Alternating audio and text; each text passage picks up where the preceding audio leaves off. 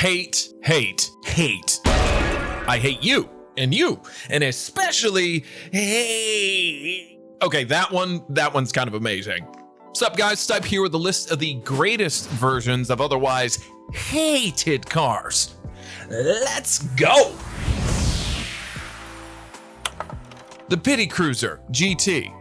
In the past decade and a half, it became so popular to hate on the PTC that by now, it had eaten more shit than a toilet bowl at Taco Bell. Even non-car people were dumping on it. But it didn't start like that. When it first came out, the PT Cruiser was named the Car of the Year by Motor Trend. Boomers were paying over the sticker just to get one, and Chrysler sold over 1 million of them. But then, gradually, as with Nickelback, it became cool to hate on it. It's a grandma's car. The plastics are cheap. It's ugly. It's slow. It doesn't handle well. It uses too much fuel. The engines were crap. It shares the platform with the shitty neon. Yada, yada, yada. You get the idea. But remember when Dodge came up with the neon SRT4 and suddenly that was a great car? Holy shit! Well, the same thing kind of happened with the PT. Yeah, the sporty exterior didn't make much difference in the looks department, but that's okay since the real beauty lay under the hood. It received the same engine as the SRT Neon, and let me tell you, it was da bomb. Not too big, but loud and angry. The GT Cruiser also had bigger brakes, upgraded suspension, performance exhaust, you know, the whole shebang. But the best thing about it was there are tons of even better aftermarket parts that turn it into the ultimate surprise machine. Surprise, motherfucker. Nissan Juke R. On a list of things I would rather do than own a Nissan Puke is stuff like punch my little niece, subscribe to KSI, and have syphilis? Yeah, definitely. I'd rather have syphilis myself than have a car that has elephantitis. And not only because of the looks, but because a small crossover SUV is everything that's wrong with cars today. Not even the hot Nismo version would make me change my mind, but there is one that would. The R, the only Juke that's no joke. Peel away that massively flared body and underneath you'll find a full-blown GTR. Not in a way that they gave it its engine and all-wheel drive, but in a way that this really is a GTR, just shortened and with a little Juke body on top. That changed a few things. Being taller and shorter made the handling more twitchy. And despite all the wings and other aero appendages, it still wasn't very aerodynamic. So the top speed was just 155, but who cares about that when smoking supercars at traffic lights is so much more fun? Oh shit. At first, the R was just a fun prototype built for the Goodwood Festival of Speed, but soon bored rich guys started waving money around at Nissan, begging to buy one. So Nissan obliged. 6 times, and that was all before a second version with even more power was announced. Ugh, indeed. Trans Am 20th anniversary. Calling the 3rd gen Firebird a hated car is a bit of a stretch, but so is calling it a muscle car too. In its base form, this supposedly raunchy, hairy-chested, bare-knuckled performance car took nearly 20 seconds to reach 60. It's so slow that you'll be visibly older by the time you reach that number. How old are you? I'm 15, Mr. Bennett. Motherfucker, you look 30. That's because the base F-Bird has a miserable 2.5-liter straight 4 also found in the Grumman LLV mail truck. But it's not like the full fat 5.0 V8 made much of a difference either.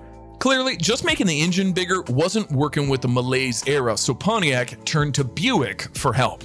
They had that boxy GNX, which at the time was the fastest accelerating car you could buy in America. Not the Corvette, not even the Ferrari F40. This, and it's all thanks to that.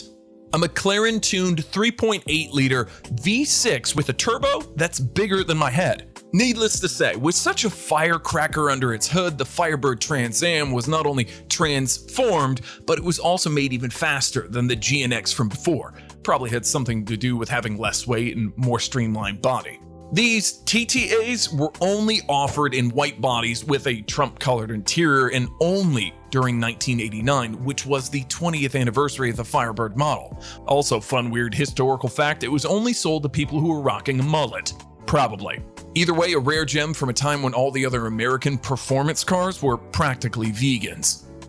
AMC Gremlin XR.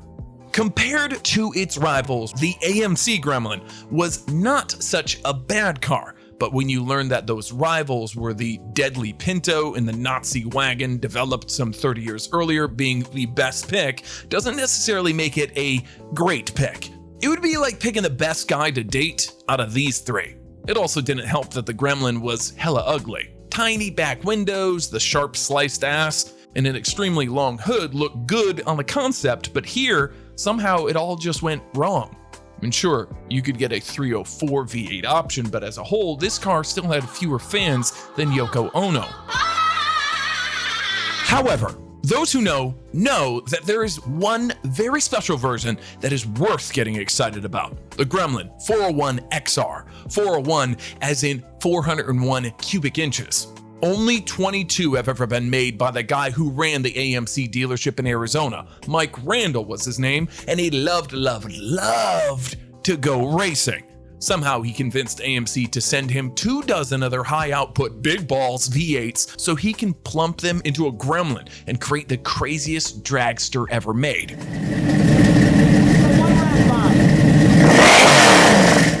Damn. It growled, it burbled, it gurgled, and if you were quick enough with shifting the gears, it would do a 13.9 down the strip. That's Hemi Cuda kind of fast in a hatchback. VW Beetle RSI. I've made fun of the old Beetle for being this and that, but honestly, it was still better than its successor. For example, the old one was really cheap. Even if you were a smelly hippie performing on the street, guess what? You were still earning enough to buy one. The same just can't be said about the fashion accessory that was the new one. The original was also surprisingly practical for such a small car. The idea to move an engine to the back freed up a lot of space for everything else, to the point that it was bigger on the inside than outside. But basing the new one on the front engine Golf platform and then putting the super sloped arching roof didn't leave much room in the trunk or in the back seat. It was style over function. So really the new Beetle was more of a shit Beetle, except for the evil RSI version. That one had a big ass wing plus a smaller one just above it for good measure. The beefed up body was wider than that of Adam Driver, while the interior was packed with carbon fiber, racing seats, shift lights, and the stubbiest little gear stick you've ever seen. The hippie face? Gone. Screw your little flower power. This Beetle is all about horsepower, which came from VW's brand new 3.2 liter VR6. All-wheel drive too. Only 250 were ever made, and the cost for one of these was the same as for 2 Boxsters. Today, however, the RSI is worth 10 of those Porsches. Damn good deal. Smart Crossblade. The Smart 4.2 is not the kind of smart solution for city driving that it claims to be. I mean, sure, there are benefits to being small, but that's only up to a point. Once you start losing some of the basic versatility, you've gone too far. And Smart absolutely did do that. I'm not lying when I say that the 4.2 is less practical than a supercar, and we all know how completely unsuited those are for daily driving, but somehow this is different? Get out of here! And also, don't give me that BS about parking it sideways. You still have to pay for the entire spot. Having said all that, I do like that Crossblade version a lot. Not only does it embrace its impracticality, it runs wild with it. Crossblade has no roof at all. It's not detachable or tucked away. Does not exist. No windshield, windows, or doors either. Just some beams to keep you from falling out of it. The way it's open, it's like a Jeep Wrangler, except, I can't believe I'm saying this, the Smart is less gay. Ha! Gay! Inside, all materials were made waterproof, just in case you were caught by the rain or some drunk guy pisses all over it. Another story for another time, perhaps.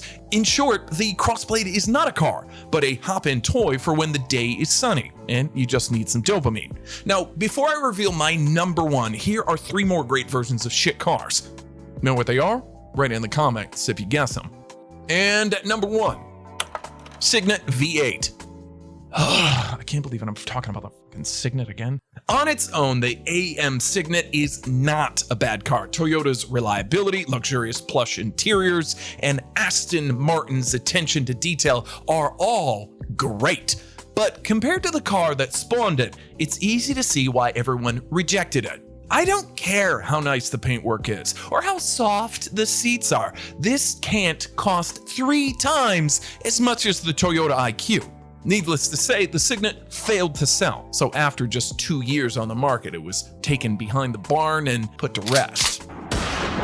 But then in 2018, some unknown rich guy approached Aston's Q division with the dumbest idea and the biggest check. I'll pay you up to $500,000 of your British dollars if you build me a Signet with the V8 from the Vantage S. Why? Why, that sounds delightful.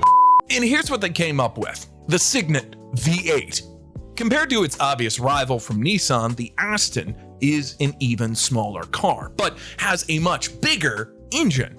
That's a recipe for a quick funeral, so the brakes, the wheels, suspension, transmission were from the Vantage 2, and a roll cage was installed to keep it from twisting itself under acceleration. But the rest is still that Toyota microcar. Needless to say, the result was insane. Not quite as fast or as powerful as the juke-looking GTR, but somehow I doubt that the buyer wanted the ultimate track car out of this anyway. He just wanted to scream.